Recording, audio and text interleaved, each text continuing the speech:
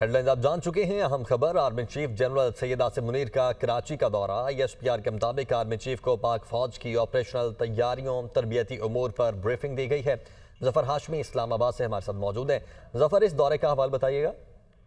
जी, ISPR के मुताबिक आज chief of army staff general Syed Asim Munir ने कराची कोर का दौरा किया है, जहां उन्हें कोर की ऑपरेशनल तैयारियों और फौज की जानिब से किए गए अहम तरबियती इकदाम के हवाले से जो है ब्रीफिंग दी गई है। अपने दौरे के दौरान आर्मी चीफ ने एक इनोवेस्टा इंडस IT पार्क का भी इफ्तिताह किया है। ये एक ऐसा मरकज है जिसका मकसद पाकिस्तान के नौजवानों को इंफॉर्मेशन टेक्नोलॉजी, खासतौर पर मसनूई जहानत के शोबे में एकेडमी और इंडस्ट्री के ताउन को फरोग देकर बाइख्तियार बनाना है।